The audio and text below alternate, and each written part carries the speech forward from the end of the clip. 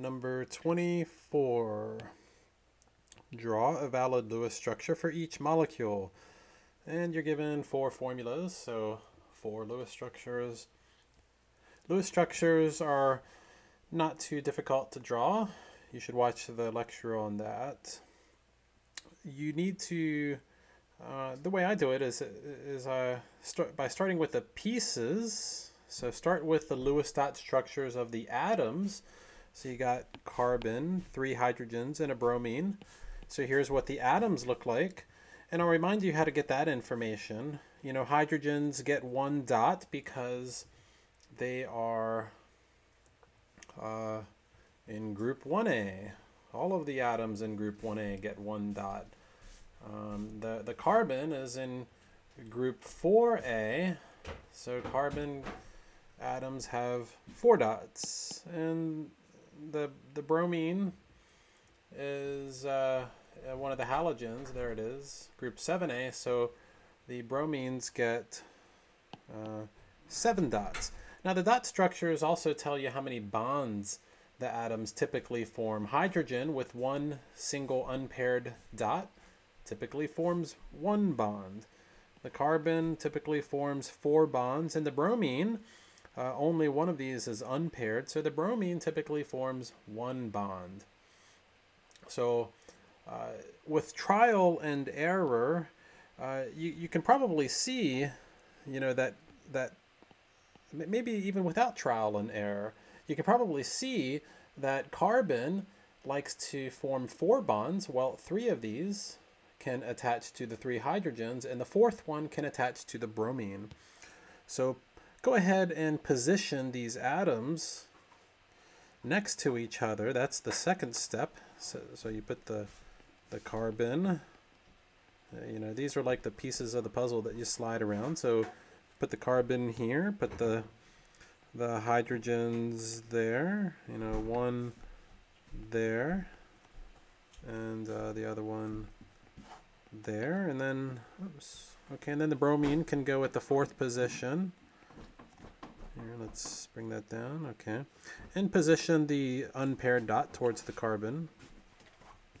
Okay, so fill in the rest of it, and this is ready to go. You can now connect the unpaired electrons to make the bonds. So you connect it to the 3 hydrogens. That's a bond, that's a bond, that's a bond, and that's a bond. And that is a good Lewis structure. You can see that the hydrogens all have 1 bond, which is what they always do. The carbon has 4 single bonds, and that's one of the bonding patterns for carbon. Okay, that gives it an octet. The bromine has 1 bond. That's normally what bromine does. That gives it an octet as well. Moving down to B, pH3. Okay, a pH3. You got your 3 hydrogens again. Okay. And the phosphorus is going to look like that. It has 5 valence electrons. It's below nitrogen in group 5A. So if all of these guys get 5 valence electrons. And 1, 2, 3, 4. You go back and pair it, 5. So the paired electrons are not going to form a bond, but these will. The phosphorus likes to form 3 bonds, and that's perfect because we have 3 hydrogens. So let's move these around. So put your phosphorus over here maybe, and put the 3 hydrogens in position. Okay, and there you go. And then connect the dots. Okay, the unpaired electrons like to pair up to form covalent bonds. So there's one, and there's one. Make sure you do your Lewis structures neatly. If you know, if you did something like this, that's very sloppy. Okay, I can still see those dots, so don't do that.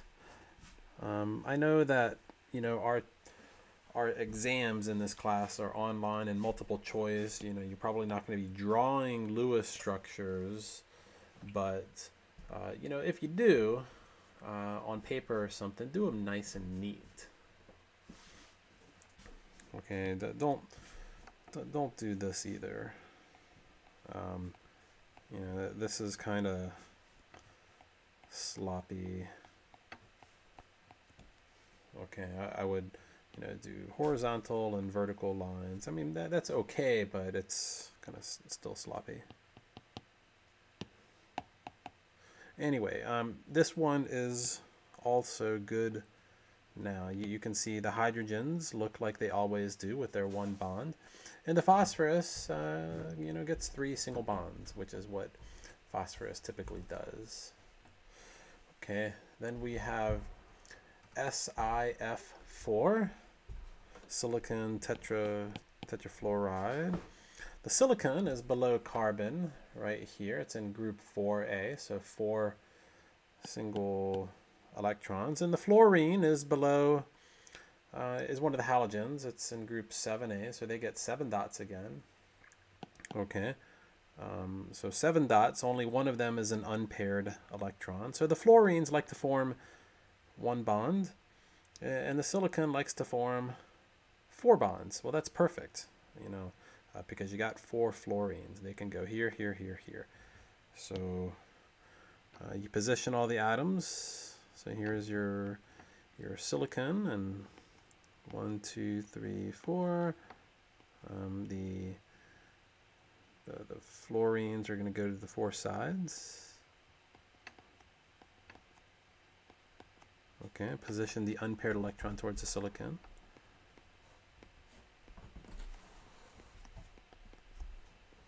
Okay.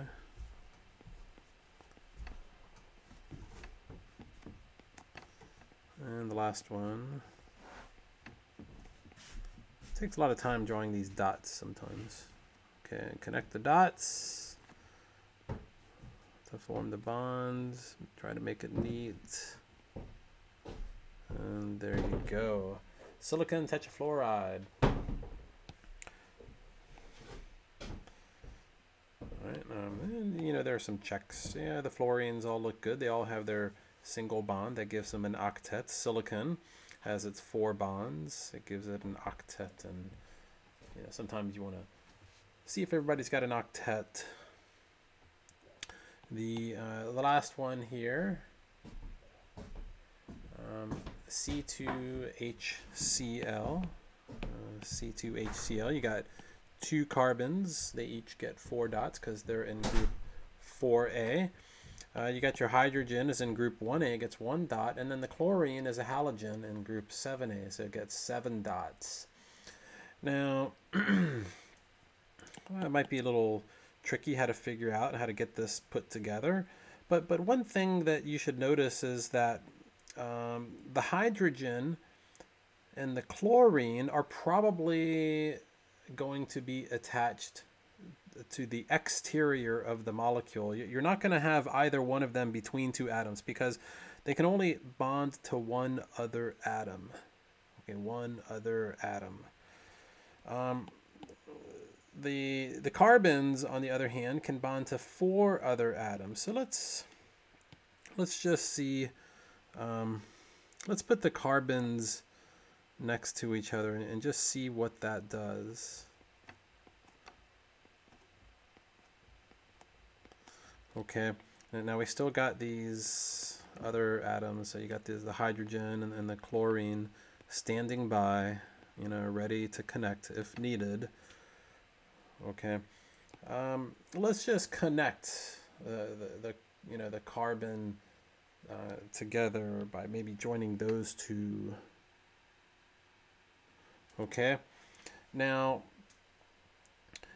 if you do something like this, so suppose you still got lots of unpaired electrons on the carbon, and you don't know where the hydrogen or the chlorine goes. You know, let's do something incorrect.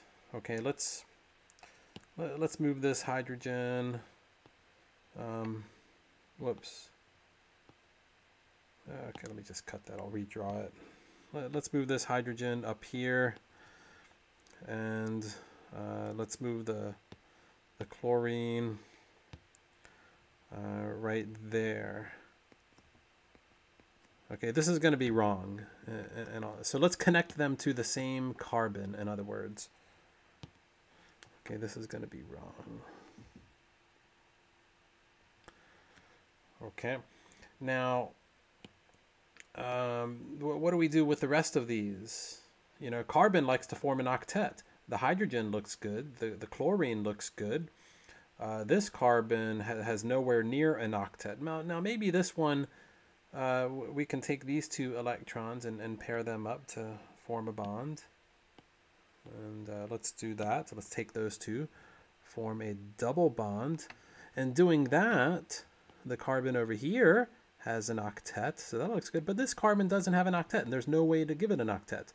You got 2, 4, and then 6. Okay, so the other carbon cannot form an octet. You can't take these two and form a triple bond. That would give this carbon too many. So something else has to be done. Okay, let's try another strategy. Let's go back to where we were. Okay, let's go back to where we were and let's maybe take this chlorine and attach it to the other carbon. Okay, let's attach it over there. And these two can attach. Those two can attach. Okay, let me clean this up a little bit. It looks like the hydrogen has its duet, as I like to call it. The hydrogen's good. It has its single bond. The chlorine has its single bond. It looks good. Kind of a thick bond here. I want to make these bonds, make these bonds skinnier. So let me clean this up a little bit. Okay, the carbon is attached. They're attached to the chlorine. There we go. That's what I wanted it to look like. Now the hydrogen and the chlorine are good. The carbons are not good. They need to have an octet. Well, let's take these two. Let's form a bond, and those two, let's make it a triple bond. So let's erase those and erase those, and we'll make a bond up here and a bond down there. And now the carbons have a triple bond, and they both have an octet. Okay, so everybody looks good here, and that's a good structure.